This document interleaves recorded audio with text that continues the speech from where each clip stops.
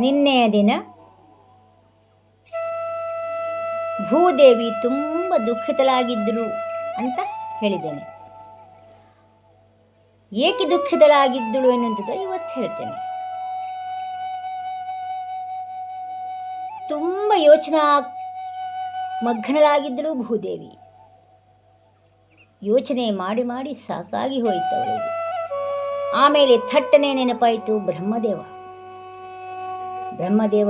ಇರುವಲ್ಲಿಗೆ ಹೊರಟಳು. ಬ್ರಹ್ಮದೇವ ವಂದಿಸಿಕೊಂಡಿದ್ದೇನೆ ಎಂಬುದಾಗಿ ಹೇಳಿದರು. ಬ್ರಹ್ಮದೇವ ಹೀಗೆ ನೋಡಿದ. ಯಾಕೆ ಭೂಮಿದೇವಿ ಈ ರೀತಿ ಕೃಶಳಾಗಿದ್ದೀಯಾ? ಕಣ್ಣುಗಳಲ್ಲಿ ಅಶ್ರುಧಾರೆ ಸುರಿಯುತ್ತಾ ಉಂಟು. ಖಿನ್ನಳಾಗಿದ್ದೀಯಾ? ಏನಾಯಿತು ಹೇಳಮ್ಮ ತಾಯಿ ಎಂಬುದಾಗಿ ಬ್ರಹ್ಮದೇವ ಕೇಳಿದ. ಆಗ ಭೂದೇವಿ ದುಃಖ ತಪ್ತಳಾಗಿ, ಬ್ರಹ್ಮದೇವ, ಭೂಮಂಡಲದ ಪರಿಸ್ಥಿತಿ ಬಿಗಡಾಯಿಸಿದೆ. ಧರ್ಮಿಷ್ಠರು ಅಧರ್ಮನಿಷ್ಠರಾದ ಲಕ್ಷೋಪಲಕ್ಷ ದಾನವರು ರಾಜರ ರೂಪದಲ್ಲಿ ಬಂದು ಭೂಮಂಡಲವನ್ನು ಆಕ್ರಮಿಸಿಕೊಂಡು ಬಿಟ್ಟಿದ್ದಾರೆ. ಮಾನವರಿಗೆ ಬದುಕಲು ಸಹ ನೈತಿಕವಾಗಿ ಬಿಡುತ್ತಿಲ್ಲ ಅವರು. ಅವರ ಆಟವನ್ನು ಕೇಳುವವರೇ ಇಲ್ಲವಾಗಿದೆ. ಬಲಿಷ್ಠ ತೋಳುಗಳುಳ್ಳ ರಕ್ಕಸರು ಅಮಾಯಕರನ್ನ ದೋಚಿ ತಿನ್ನುತ್ತಿದ್ದಾರೆ ಪ್ರಭು. ಬ್ರಹ್ಮದೇವ, ಅಷ್ಟೇ ಅಲ್ಲ, ಅಲ್ಲಿಯ ಜನಸಾಮಾನ್ಯರು ಸಹಾಯಕ್ಕಾಗಿ ಮೊರೆ ಇಡುತ್ತಿದ್ದಾರೆ. ಅವರಿಗೆ ರಕ್ಷಣೆಯೇ ಇಲ್ಲವಾಗಿದೆ. ಜೀವಿಸಲು ಕಷ್ಟವಾಗುತ್ತಾ ಇದೆ. ಅಧರ್ಮ ಹೆಚ್ಚುತ್ತಾ ಇದೆ. ಬ್ರಹ್ಮದೇವ, ಇದಕ್ಕೆ ನೀವೇ ಪರಿಹಾರವನ್ನು ಹೇಳಬೇಕು ಹೇಳುವುದಾಗಿ ದುಃಖ ತಪ್ತಳಾಗಿ ಕಣ್ಣೀರು ಹೊರೆಯುತ್ತಾ ಭೂದೇವಿ ಹೇಳಿದ್ಳು. ಆಗ ಬ್ರಹ್ಮದೇವ ಸ್ವಲ್ಪ ಹೊತ್ತು ಯೋಚಿಸಿ, ಸ್ವಲ್ಪವೂ ತಡ ಮಾಡದೆ ಎಲ್ಲ ದೇವತೆಗಳನ್ನು ಒಳಗೊಂಡು ಶಿವನನ್ನ ಸಮೇತ ಕ್ಷೀರಸಾಗರಕ್ಕೆ ಹೋದರು. ಕ್ಷೀರಸಾಗರದಲ್ಲಿ ಯಾರಿರ್ತಾರೆ? ಶ್ರೀಮನ್ನಾರಾಯಣ ಮಲ್ಕೊಂಡಿದ್ದಾನೆ. ಶ್ರೀಮನ್ನಾರಾಯಣ ಮಲಗಿಕೊಂಡು ಆನಂದಿಸುತ್ತಿದ್ದಾನೆ. ಅವನಿಗೆ ಭೂಲೋಕದಲ್ಲಿ ಆಗುತ್ತಿರುವಂತಹ ಎಲ್ಲ ವರ್ತಮಾನಗಳು ಗಮನಕ್ಕೆ ಬರುತ್ತಾ ಉಂಟು. ಆನಂದಿಸ್ತಿದ್ದಾನೆ. ಯಾಕೆ? ಎಲ್ಲ ದೇವತೆಗಳು ಒಟ್ಟಾಗಿ ಇಲ್ಲಿಗೆ ಬಂದಿದ್ದಾರಲ್ಲ ಎನ್ನುವುದಕ್ಕಾಗಿ.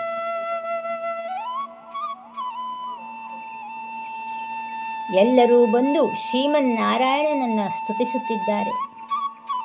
ಶ್ರೀಮನ್ನಾರಾಯಣನ ಸ್ತುತಿಸಿದಂತಹ ಸಂದರ್ಭದಲ್ಲಿ ಬ್ರಹ್ಮದೇವನು ಯೋಗಾರೂಢನಾಗಿ ಕುಳಿತಿದ್ದಾನೆ. ಎಲ್ಲ ದೇವತೆಗಳು ಶ್ರೀಮನ್ನಾರಾಯಣನನ್ನು ಸ್ತುತಿಸುತ್ತಿದ್ದಾರೆ.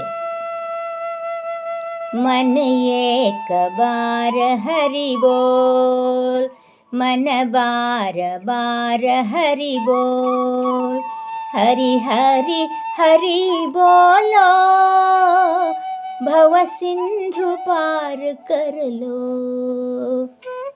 परब्रह्म रूप हरि पतित पवन हरि, एक बार हरि बोल, मन एक बार हरि बोल, मन बार बार हरि बोल ಎನ್ನುವುದಾಗಿ ಎಲ್ಲ ದೇವಾನುದೇವತೆಗಳು ಶ್ರೀಮನ್ನಾರಾಯಣನನ್ನು ಸ್ತುತಿಸುತ್ತಿದ್ದಾರೆ.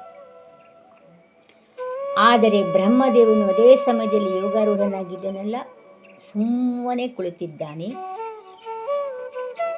ಯಾವುದೋ ಒಂದು ದಿವ್ಯವಾಣಿಯನ್ನು ಕೇಳ್ತಿದ್ದಾನೆ, ಆಲಿಸ್ತಿದ್ದಾನೆ. ಸ್ವಲ್ಪ ಸಮಯದ ನಂತರ ಕಣ್ಣನ್ನು ತೆರೆದು ಎಲ್ಲರನ್ನು ಉದ್ದೇಶಿಸಿ ಹೇಳ್ತಾ ಇದ್ದಾನೆ, ಶ್ರೀಮನ್ನಾರಾಯಣನು, ಪರಮಶ್ರೇಷ್ಠನಾದ ಶ್ರೀಮನ್ನಾರಾಯಣನು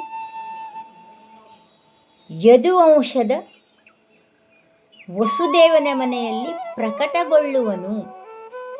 ಅಲ್ಲದೆ ಸಹಸ್ರಮುಖನಾದ ಸ್ವಯಂ ಮಾನನಾದಂತಹ ಶೇಷನು ಶ್ರೀಹರಿಗೆ ಪ್ರಿಯವನ್ನುಂಟು ಮಾಡಲು ವಸುದೇವನ ಮನೆಯಲ್ಲಿ ಶ್ರೀಹರಿಯ ಅಣ್ಣನಾಗಿ ಜನಿಸುವನು. ನೀವೆಲ್ಲರೂ ಸಹ ಯದು ಕುಲದಲ್ಲಿ ನೀವೆಲ್ಲ ಅವತಾರವನ್ನು ಎತ್ತಬೇಕು. ಅಲ್ಲಿ ಬಂದು ಶ್ರೀಹರಿಯ ಲೀಲೆಗಳನ್ನೆಲ್ಲ ನೋಡ್ತಿರಬೇಕು ಎಂಬಂತಹ ದಿವ್ಯ ವಾಣಿಯೊಂದು ನನಗೆ ಕೇಳಿಸಿದೆ. ಹಾಗಾಗಿ ನೀವು ಯಾರೂ ಚಿಂತೆ ಮಾಡುವ ಅಗತ್ಯವಿಲ್ಲ. ಎಲ್ಲರೂ ನಿಮ್ಮ ನಿಮ್ಮ ಕೆಲಸದಲ್ಲಿ ತೊಡಗಿಕೊಳ್ಳಿರಿ. ಹೋಗಿ ಭೂಮಿದೇವಿ, ನೀನು ಹೋಗಮ್ಮ. ಭಾರವನ್ನು ಕಡಿಮೆ ಮಾಡಲಿಕ್ಕೆ ಅವತರಿಸುತ್ತಾನೆ ಶ್ರೀಮನ್ನಾರಾಯಣನು. ಹೋಗಿ ಬಾ ತಾಯಿ ಎಂದು ಭೂದೇವಿಯನ್ನು ಕಳಿಸಿಕೊಡುತ್ತಾನೆ. ಭೂದೇವಿಯು ಹೋಗುತ್ತಾಳೆ.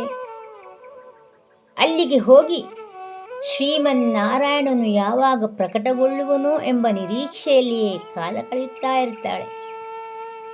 ಹಾಗಾದರೆ ಶ್ರೀಮನ್ನಾರಾಯಣನು ಯಾವ ರೂಪದಲ್ಲಿ ಪ್ರಕಟಗೊಳ್ಳುತ್ತಾನೆ, ಹೇಗೆ ಪ್ರಕಟಗೊಳ್ಳುತ್ತಾನೆ, ಯಾವಾಗ ಪ್ರಕಟಗೊಳ್ಳುತ್ತಾನೆ ಹೇಳುವುದನ್ನು ಮುಂದಿನ ಸಂಚಿಕೆಗಳಲ್ಲಿ ನೋಡೋಣ. ಅಲ್ಲಿಯವರೆಗೂ ಧನ್ಯವಾದಗಳೊಂದಿಗೆ ನಮಸ್ಕಾರಗಳು. ಶುಭಂ. ರಾಮ್ ರಾಮ್.